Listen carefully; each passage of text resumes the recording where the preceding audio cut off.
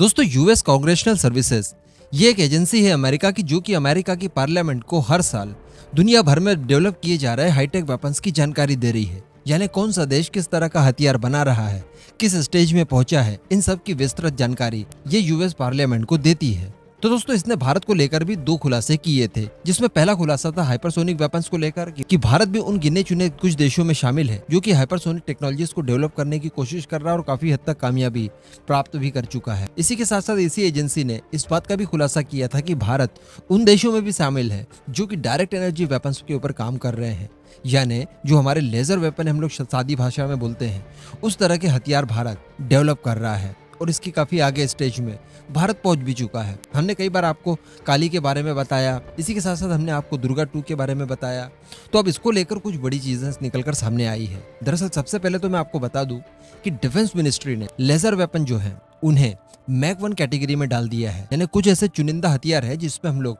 Public and private partnership को भी allow करेंगे, उसमें इनका पार्टिसिपेशन होगा। तो ऐसे कुछ हथियार जो कि इस तरह की योजनाओं के आधार पर बनाए जाएंगे, उसमें हमने लेजर वेपन को भी शामिल किया है। और make 1 category in the sense जब इसका पहला प्रोटोटाइप बनेगा वहां तक 70% तक वित्त पोषण हमारी सरकार देगी और बाकी की इसमें शामिल प्राइवेट कंपनियां उठाएंगी। तो इसमें कुछ 18 की संख्या में वेपन्स को इंक्लूड किया गया है। यूएवीज ले लीजिए, नेवल गन ले लीजिए, हमारे लाइट वेट टैंक्स ले लीजिए या फिर हमारे डायरेक्ट एनर्जी वेपन्स को ले लीजिए। इस तरह के कुल 18 कैटेगरी वाले हथियार मैक 1 कैटेगरी में डाले गए हैं।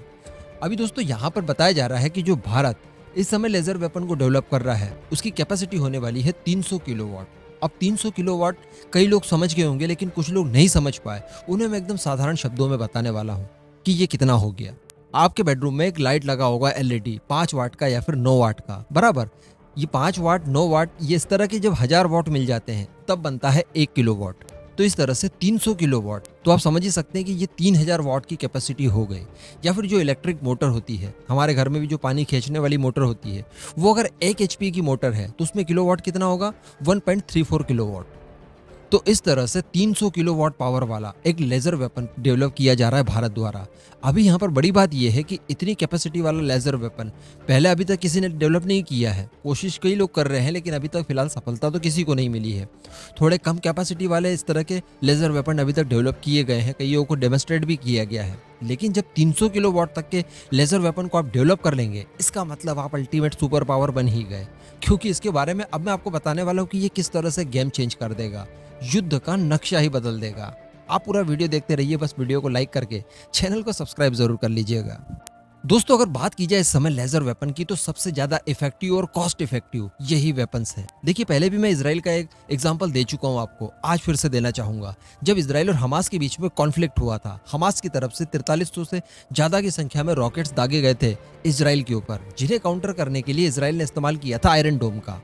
एक रॉकेट के लिए 2 मिसाइलें इस्तेमाल की गई थी आयरन डोम की। अभी मैं आपको बता दूं कि ये नॉन गाइडेड रॉकेट थे, यानी यूं ही होममेड घर पर ही बना लिए हों। तो इनकी जो कीमत पड़ती है वो बड़ी मुश्किल से $100 के आसपास होती है। $100 खर्च करके आप एक रॉकेट बना सकते हैं। लेकिन वहीं अगर बात की जाए आयरन डोम की मिसाइलों की, तो ये कितनी महंगी हो गई।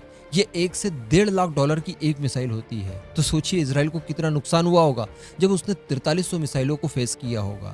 वहीं बात की जाए हमारे VLSR सिम की बात कर लेते हैं, जो अस्त्रा मार्क 1 मिसाइल से बनाया गया है, तो 7 से 8 करोड़ की एक मिसाइल। अभी आप बताइए कि अगर इतनी सारी मिसाइलों का इस्तेमाल हम लोग करेंगे तो इसका कितना फर्क पड़ेगा हम लोगों के ऊपर। शायद एक दिन युद्ध लड़ने में हमारा देश 1 साल पीछे चले जाएगा।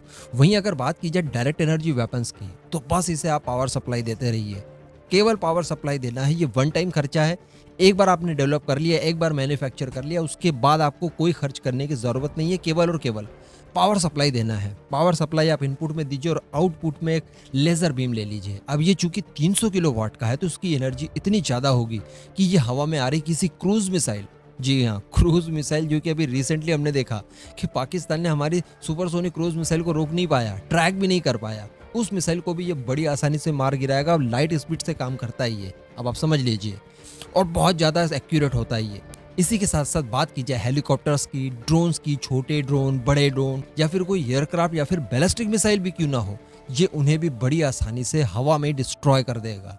इतना कैपेबल हो सकता है ये। इतना ही नहीं, इसे आप बड़ी आसानी से इस्तेमाल कर पाएंगे अपने फाइटर जेट में। मैंने अभी 2-3 दिनों पहले ही आपको एक वीडियो बनाकर बताया था कि जो हम लोग 125 किलो न्यूटन का इंजन लगा रहे हैं एमका में, तो उसके पीछे कुछ कारण है। और सबसे बड़ा जो कारण है वो ये है कि इन फ्यूचर हम लोग एमकाम में ड्यू को लगाने वाले हैं, यानी डायरेक्ट एनर्जी वेपन को। तो वहां पर ऑब्वियसली इसे पावर सप्लाई की जरूरत होगी। हालांकि इतना भारी भरकम और इतनी ज्यादा कैपेसिटी वाला उसमें नहीं लगाया जाएगा, इसके छोटे प्रारूप बनाए जाएंगे, लेकिन अल्टीमेटली इस्तेमाल तो हम लोग करेंगे, उससे पावर की जरूरत होगी। और साथ ही साथ अगर बात की जाए तो हमारे नेवल वॉरशिप में बड़ी आसानी से इसका इंटीग्रेशन किया जा सकेगा और उसके बाद इनसे फिर हम किसी भी टारगेट को बड़ी आसानी से न्यूट्रलाइज कर देंगे। फिर वो किसी भी पोजीशन में किसी भी डायरेक्शन में खड़ा हो, हम लोग ड्यू की मदद से बड़ी आसानी से उन्हें मार गिराएंगे। तो ये सारी चीजें आपको मिल जाती है एक लेजर वेपन में, जो कि बहुत ज्यादा कॉस्ट इफेक्टिव और बहुत ज्यादा एक्यूरेट होता है।